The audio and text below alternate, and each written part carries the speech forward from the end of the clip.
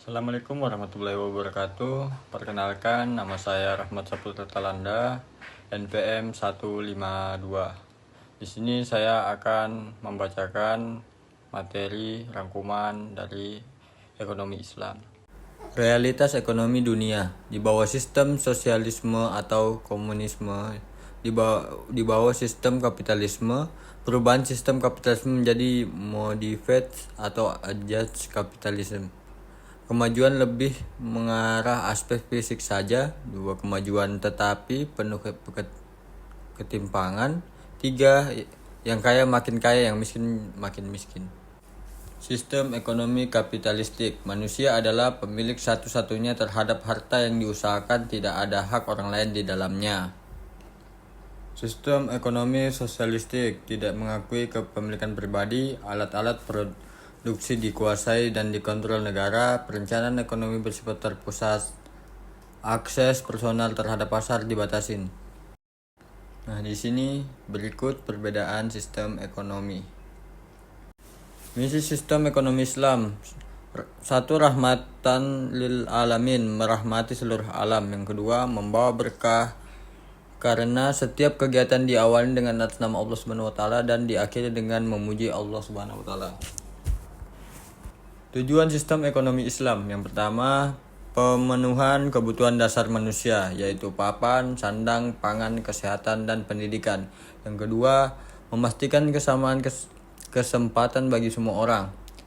3. Mencegah terjadi pemusatan kekayaan dan meminimalkan ketimpangan dana distribusi pendapatan dan kekayaan di masyarakat.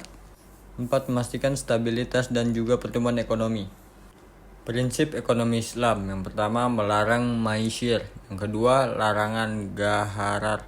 Yang ketiga, larangan melakukan hal haram. Yang keempat, larangan zolim. Yang kelima, larangan ikhtiar. Yang enam, larangan riba. Ciri-ciri ekonomi Islam. Yang pertama, hak individu diakui namun diberi batasan. Yang kedua, hak umum atau umat diakui dan diutamakan. Ketiga, hak umum harus didahului dari hak individu jika itu sangat mendesak. Asas-asas ekonomi Islam. Al-milkiyah, konsep kepemilikan. Tasarruf fil milkiyah, pengelolaan atau pemanfaatan kepemilikan. Tauzi'u tasarbayanan naas, distribusi kekayaan di antara masyarakat.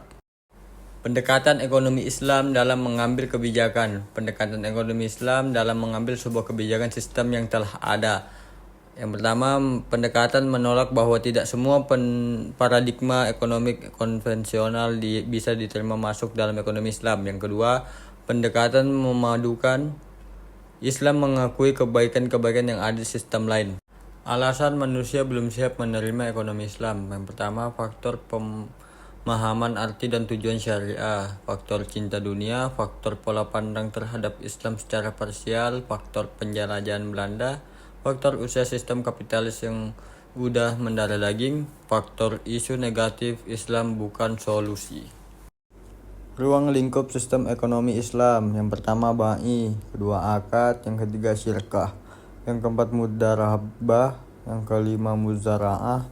6. Musakah. 7. Murabahah. Yang ke-8, khiyar. Sumber ekonomi Islam. Yang pertama, Al-Quran, sumber pertama dan utama bagi ekonomi Islam syariah. Yang kedua, Al-Baqarah ayat 275. Yang ketiga, As-Sunnah, sumber kedua dalam perundangan-undangan Islam. Yang keempat, hadis riwayat Bukhari. Kepemilikan dalam ekonomi Islam. Pemilik mutlak terhadap segala sesuatu yang ada di muka bumi ini adalah Allah Subhanahu wa taala. Sistem ekonomi Islam membagi kepemilikan menjadi 3. Pertama, kepemilikan individu, kepemilikan umum, kepemilikan negara. Status harta dalam sistem ekonomi Islam. Status harta yang dimiliki manusia, amanah, perhiasan hidup, ujian keimanan, bekal ibadah. Cara memperoleh harta. Yang pertama, usaha secara halal. Dilarang mencari harta yang melupakan mati. Dilarang menempuh usaha yang haram. Di antara campur harta, 1. Menguasai benda mubah, perjanjian hak milik, warisan sesuai aturan Islam, iqta. Membelanjakan harta, menunaikan zakat, mencukupi kebutuhan dirinya sendiri, memenuhi kebutuhan keluarga yang menjadi tanggungannya, memenuhi kebutuhan masyarakat.